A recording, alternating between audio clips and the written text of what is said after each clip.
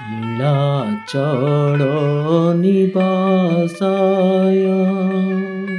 नित्याय परमात्मने बलभद्रसुभद्राभ्यां जगन्नाथाय ते नमः। आमे आज पहुँचीचु साबर श्रीक्षेत्र कोरापुट सहरर ठीक मध्यस्थल जातीय राजपथर मात्र 100 मीटर दूर रे यह मंदिर अवस्थित।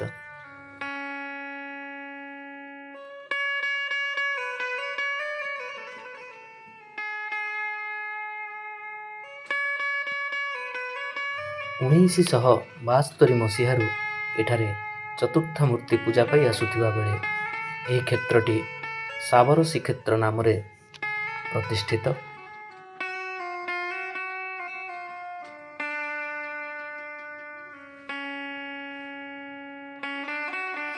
विश्व प्रसिद्ध पुरी जगन्नाथ मंदिर भली एठारे मध्य विभिन्न समय रे वर्ष तमाम श्री जगन्नाथंकर अनुष्ठित हेउथिबा विभिन्न वेश को एक म्यूजियम भली एठारे प्रदर्शित करा जाइअछि।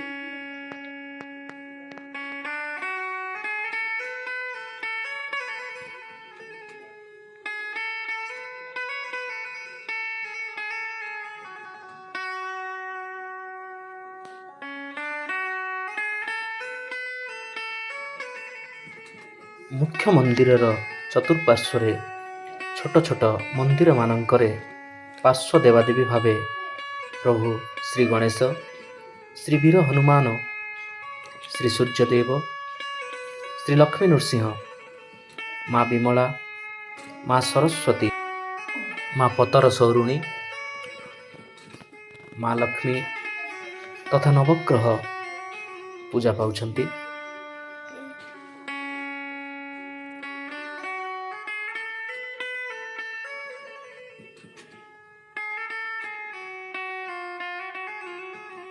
श्रीमंदिरर मनोज्ञ परिवेश वर्ष तमाम राज्य तथा राज्य बाहर अनेक पर्यटकों को आकर्षण करे।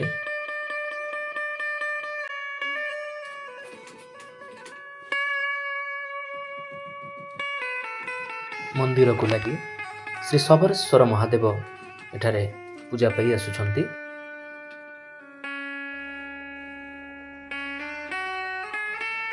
देवभूमि भारतर विभिन्न तीर्थराजी को जीवापाई अक्षम मनीषटीए एठारे प्रतिष्ठित होइछन्ति। भारतर विभिन्न तीर्थेश्वर समग्र तीर्थेश्वर को एठारे मंदिर निकटरे प्रतिष्ठित करा जाई भक्तमानंक पई एक महार्घ्य परिवेश सृष्टि करा जाइअछि।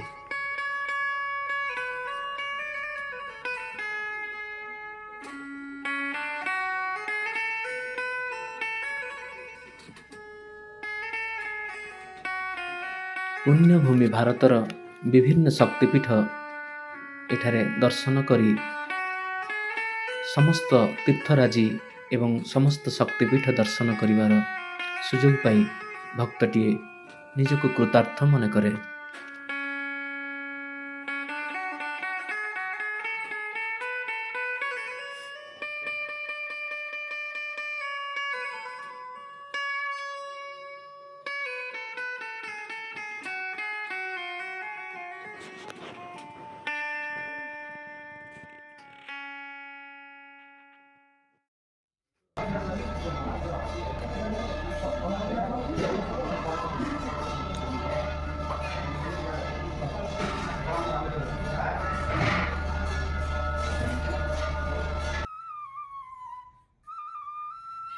उत्तररू दक्षिण भारतर समस्त देवादेवींकर दर्शन यही मंदिर रे आमको सुजोग मिले।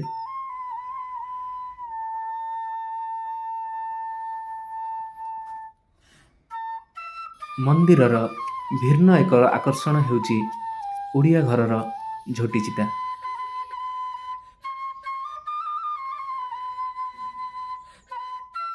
विभिन्न पूजा समय रे ଓଡ଼ିଆ ତାର କାନ୍ଥରେ ଏବଂ ଠାକୁରଙ୍କ ପାଖରେ ଲେଖୁଥିବା ବିଭିନ୍ନ ପଦ୍ମ ତଥା ମା ମହାଲକ୍ଷ୍ମୀଙ୍କର ପୂଜନ ସମୟରେ ଲେଖୁଥିବା ବିଭିନ୍ନ ପ୍ରକାରର ଝୋଟି ଚିତା ଏ ମନ୍ଦିରର ଭିନ୍ନ ଏକ ଆକର୍ଷଣ। ଆଧୁନିକତାର ପ୍ରଲେପରେ ଧୀରେ ଧୀରେ ହଜିଯାଉଥିବା ଏହି ଝୋଟି ଚିତା ଅନେକ ଭକ୍ତଙ୍କୁ ଶିକ୍ଷା ଦିଏ ଏବଂ ଏଠାରୁ ଶିଖି ନିଜ ନିଜ ଘରେ ଶ୍ରଦ୍ଧାଳୁମାନେ ଏହି ଝୋଟି ଚିତା ଅଙ୍କନ କରି ମାଙ୍କର ପୂଜା କରିଥାନ୍ତି।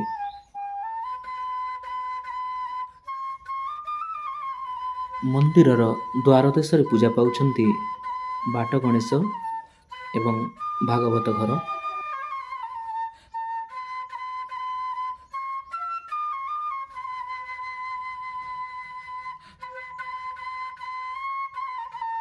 ଏହି ସେ ଉତ୍କଳ ପୁଣ୍ୟ ଦେବସ୍ଥଳୀ ହୋଇଛନ୍ତି ଠୁଳ ଯହିଁ ତୀର୍ଥାବଳୀ। ପବିତ୍ର ଉତ୍କଳ ଭୂମିର ବିଭିନ୍ନ ଦେବସ୍ଥଳୀରୁ ସମସ୍ତ ଦେବାଦେବୀମାନଙ୍କୁ ଏଠାରେ ଆବାହନ କରାଯାଇ ସ୍ଥାପିତ କରାଯାଇଅଛି।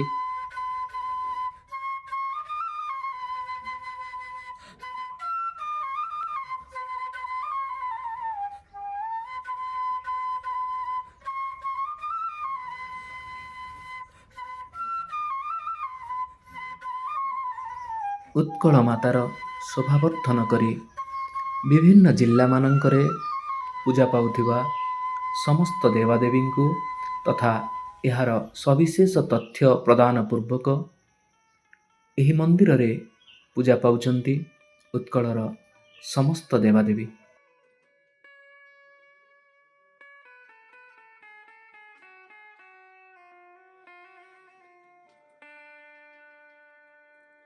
ଭକ୍ତଟିଏ ଏଠାରେ ଆସି ନିଜର ମନୋକାମନା ସମଗ୍ର ଉତ୍କଳର ସମସ୍ତ ଦେବାଦେବୀଙ୍କ ନିକଟରେ ନିବେଦନ କରେ।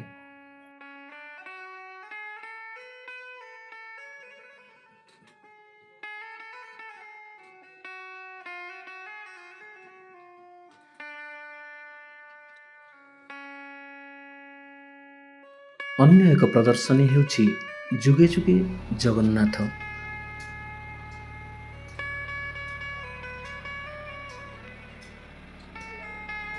ଏଠାରେ ଜଗନ୍ନାଥ ସଂସ୍କୃତିର ଆରମ୍ଭ ଦିନରୁ ଶ୍ରୀ ଜଗନ୍ନାଥ ନିଜ ଭକ୍ତମାନଙ୍କର ମନ ତଥା ମାନ ରକ୍ଷା ପାଇଁ ବିଭିନ୍ନ ସମୟରେ ଗ୍ରହଣ କରିଥିବା ବେଶରାଜି ଉପସ୍ଥାପିତ ହୋଇଅଛି।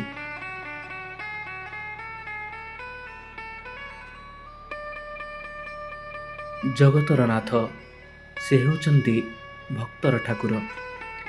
ତେଣୁ ଭକ୍ତର ଭାବରେ ବନ୍ଧା ହୋଇ ବିଭିନ୍ନ ସମୟରେ ଦର୍ଶନ ଦିଅନ୍ତି ଭିନ୍ନ ଭିନ୍ନ ରୂପରେ। ଭକ୍ତଟିଏ ଆକର୍ଷିତ ହୋଇ ଚାଲି ଆସେ ଏଠିକି ଏବଂ ତାର ପ୍ରିୟର ଭଗବାନଙ୍କୁ ନିଜର ପ୍ରିୟ ରୂପରେ ଦର୍ଶନ କରେ।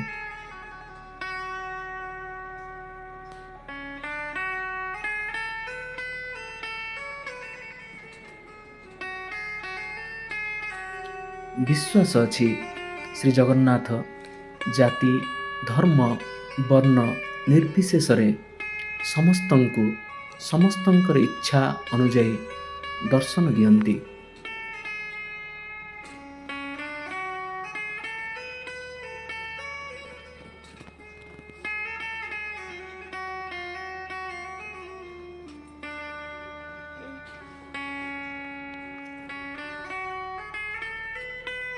ତେଣୁ ଆଜି ଯାଏ ଯିଏ ଯେମିତି ଖୋଜିଛି ଶ୍ରୀ ଜଗନ୍ନାଥଙ୍କୁ ସେ ସେମିତି ପାଇଛି। ତାର ଅନ୍ତରରେ ଯାହା ଦେଖେ ଠାକୁର ମଧ୍ୟ ଠିକ୍ ସେମିତି ଚିତ୍ରିତ ହୋଇଯାଆନ୍ତି ଏବଂ ଭକ୍ତର ମନୋଭାବ ଧରି ତାକୁ ଦର୍ଶନ ଦିଅନ୍ତି।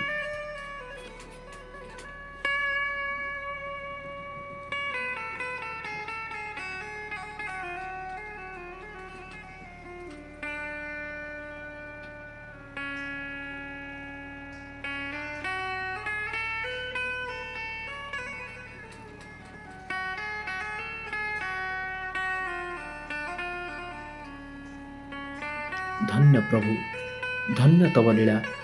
ତୁମେ ଭକ୍ତର ଠାକୁର। ଭକ୍ତ ପାଇଁ ବିଭିନ୍ନ ରୂପରେ ବିଭିନ୍ନ ବେଶରେ ଏମିତି ସଦା ଅବତାରିତ ହୁଅ।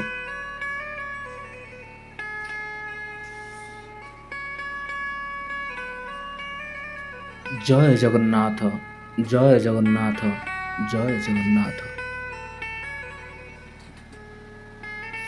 ଭକ୍ତ ଏବଂ ଶ୍ରଦ୍ଧାଳୁମାନଙ୍କ ପାଇଁ ଏଠାରେ ଅନ୍ନପ୍ରସାଦର ବ୍ୟବସ୍ଥା ମଧ୍ୟ ଅଛି।